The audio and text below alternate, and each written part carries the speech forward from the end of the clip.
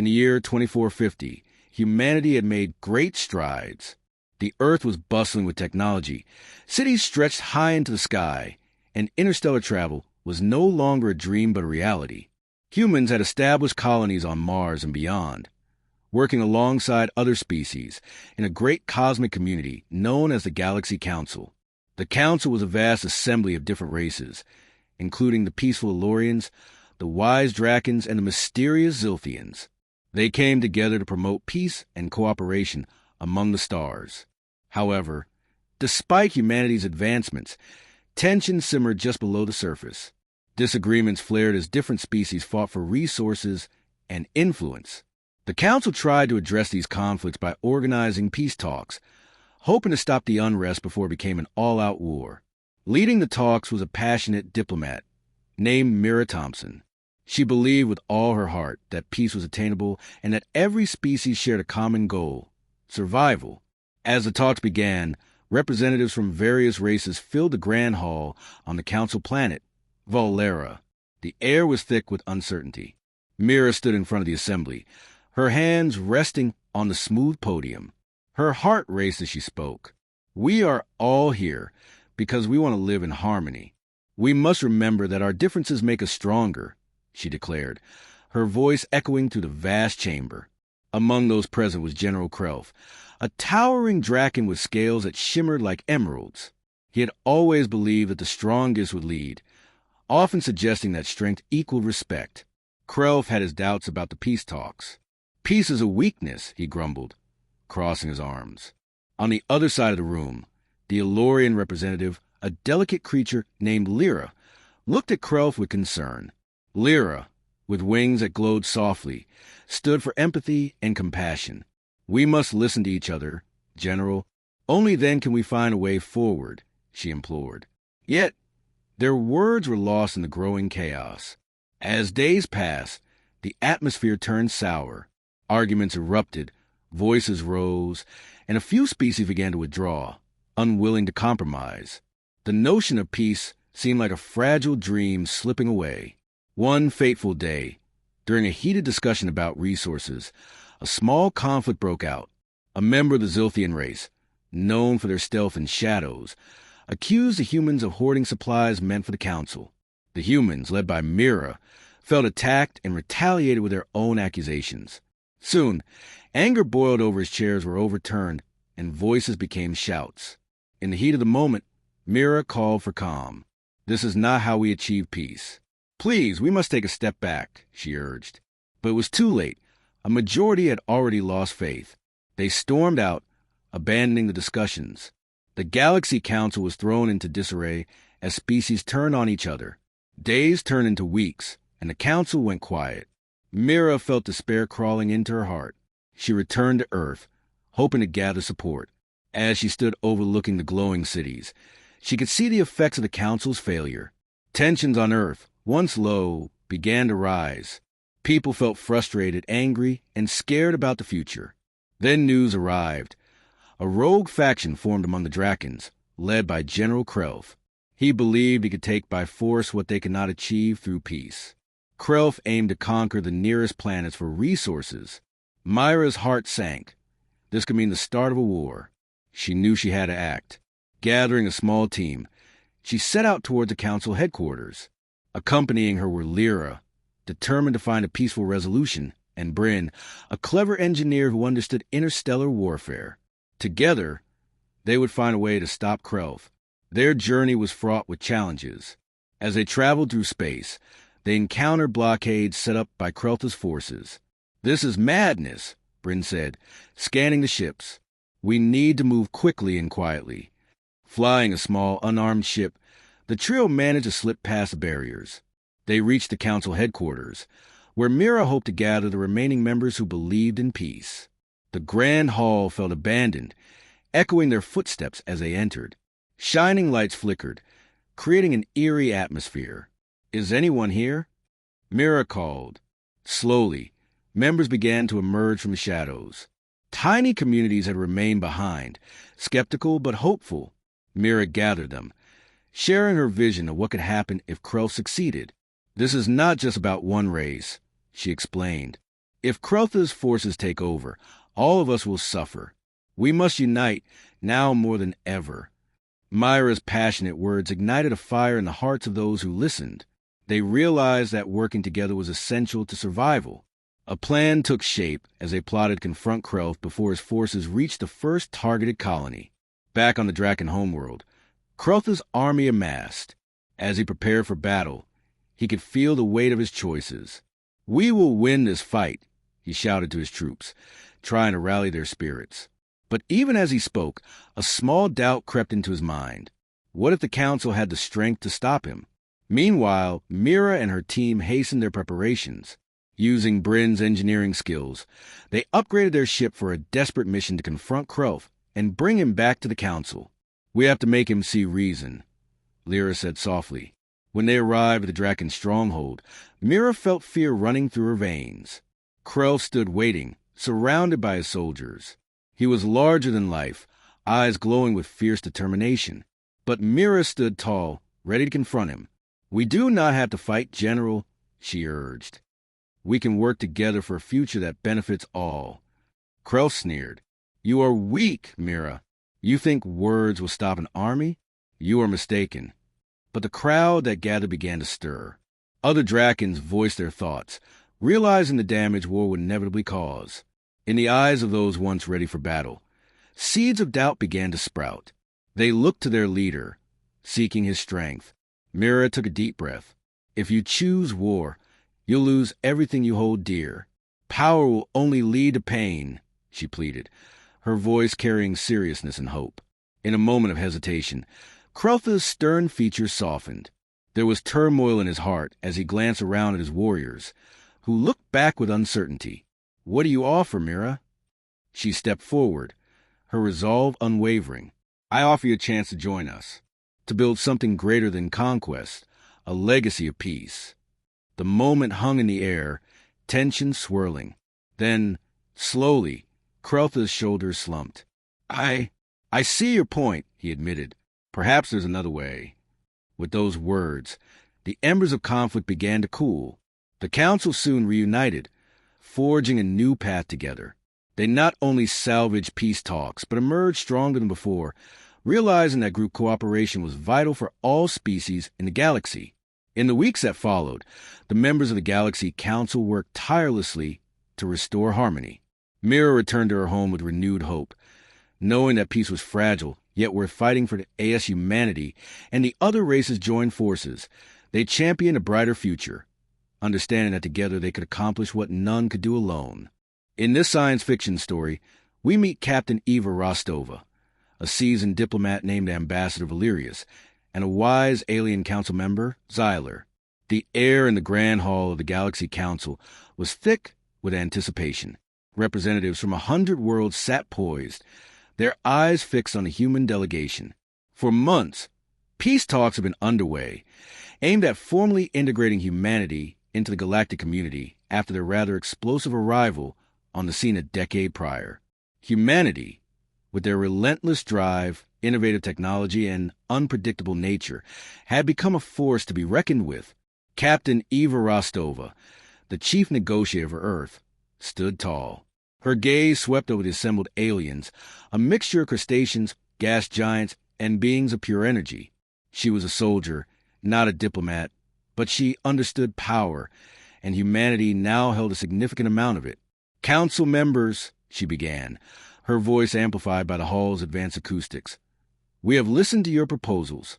We have considered your terms, and we have found them unacceptable." A ripple of murmurs spread through the hall.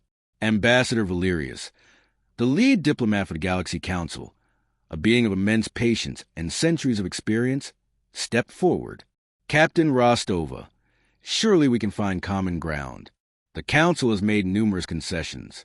We have offered humanity representation, trade agreements, access to advanced technologies." Eva cut him off with a wave of her hand. "Representation without real power is meaningless. Trade agreements that strangle our budding industries are insulting, and your advanced technologies come with strings attached, strings designed to keep us dependent. These safeguards are in place for the good of the galaxy." Valerius insisted. his voice rising slightly. Humanity is volatile.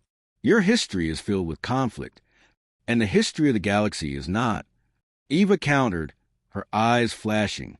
You speak of peace, but you demand subservience. You offer integration, but you seek assimilation. We are not children to be guided, nor are we pets to be leashed. The tension in the hall was palpable. Xyler, a member of the council representing a species of ancient, tree-like beings, raised a gnarled branch. Captain Rostova speaks plainly, Ambassador. Perhaps we have been presumptuous. Presumptuous? Valeria scoffed. We are offering them a place among us, a chance to share in the prosperity and wisdom of the galactic community. At what cost? Eva challenged. The cost of our independence? The cost of our freedom? We have fought too hard for what we have to simply surrender it at the altar of galactic harmony. She paused, her gaze hardening.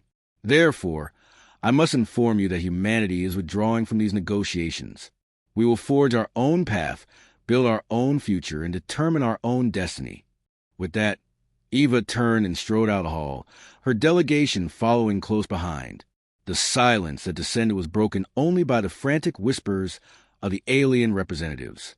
Valerius stood frozen, his face a mask of disbelief. They can't be serious. Xyler sighed, a rustling sound like wind through ancient leaves. I fear they are, Ambassador. We have underestimated them. We have offered them crumbs when they desire a feast. In the days that followed, humanity made good on its word. They closed their borders, severed communication channels, and focused on internal development. They continued to explore the galaxy, but they did so on their own terms, without seeking permission or approval from the Galaxy Council. The Council, meanwhile, was in disarray. Some members argued for military intervention, believing that humanity's defiance posed a threat to galactic stability.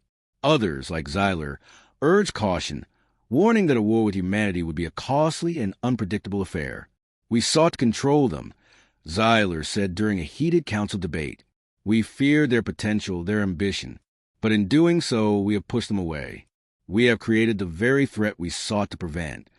Valerius, haunted by the memory of Eva Rostova's defiant gaze, began to question his own motives. Had he been acting in the best interests of the galaxy, or had he simply been protecting the established order?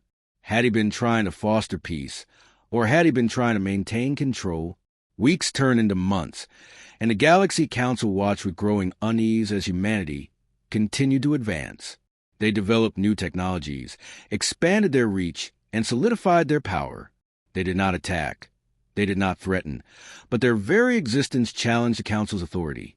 Finally, Valerius could no longer bear the weight of his doubts.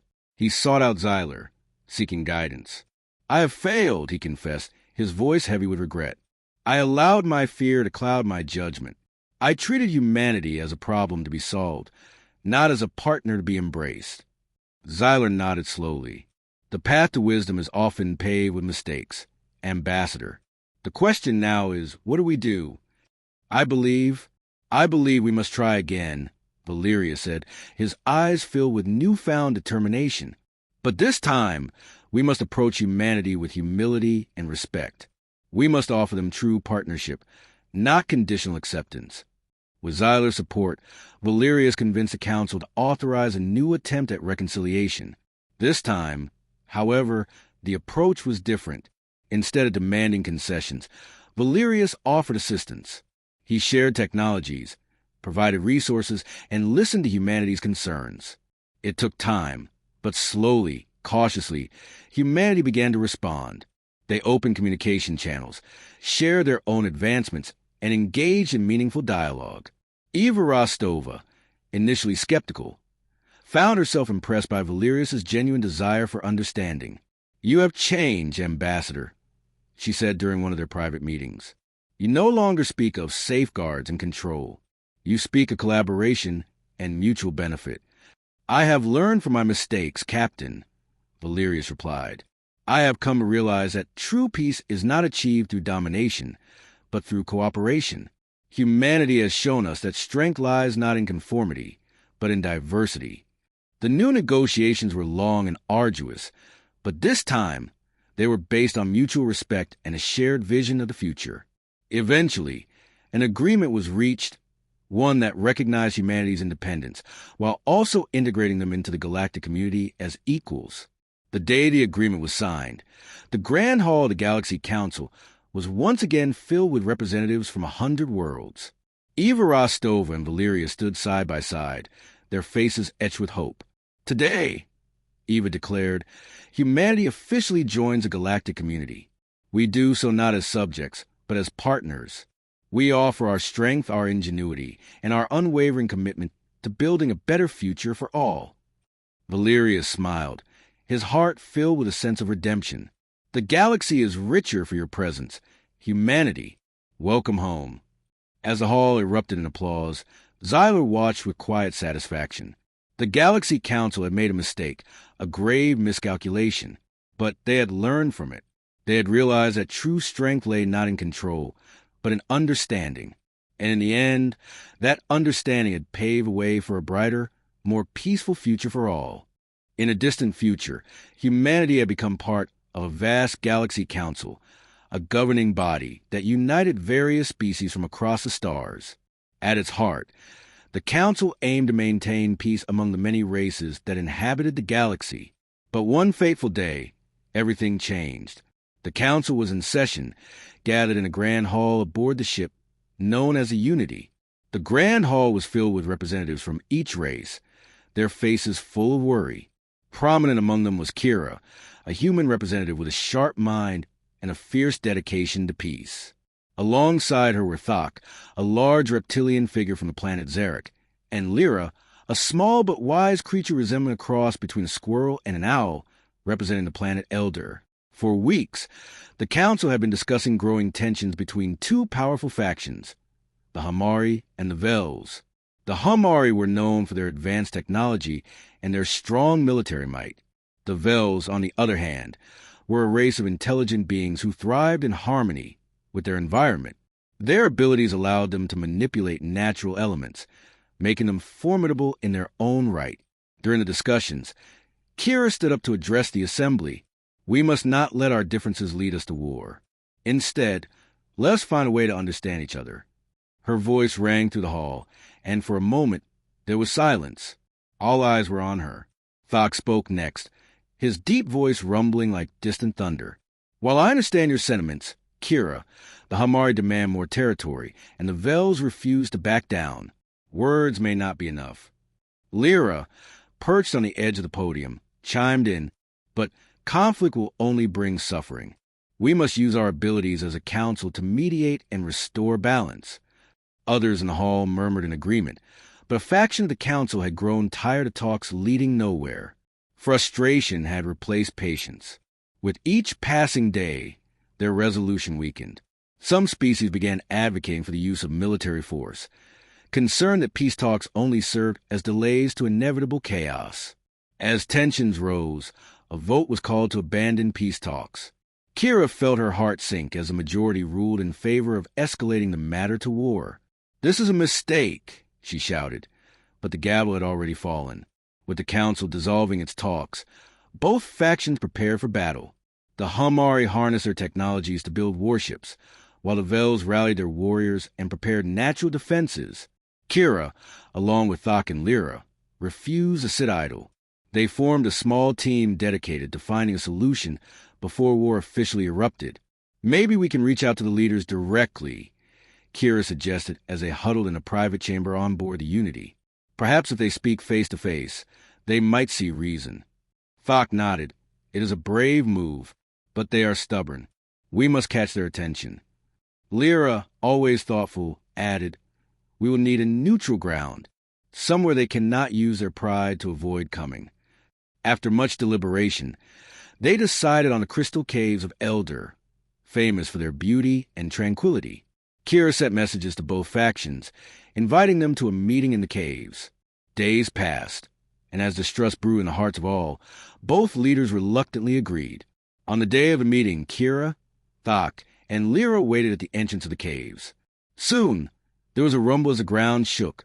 The Hamari commander, a tall figure named Commander Zorak, arrived, flanked by his guards. Following him was Avel's leader, a graceful being named Silva, who glided silently, her eyes filled with determination.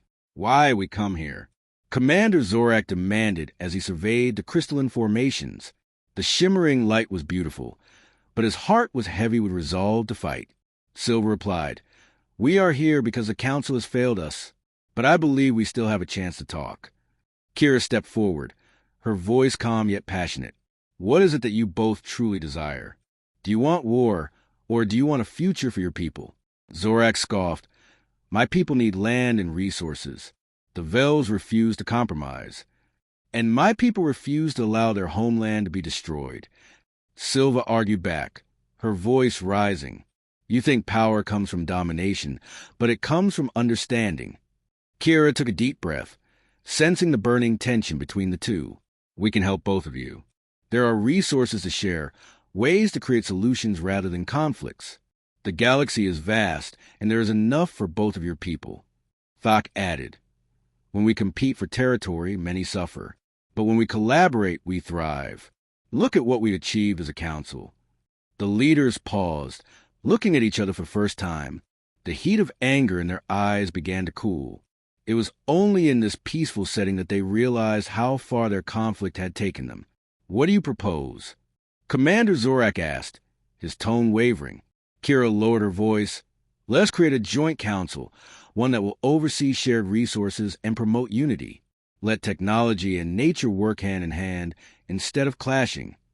As they spoke, the shimmering light within the cave seemed to reflect their newfound hope.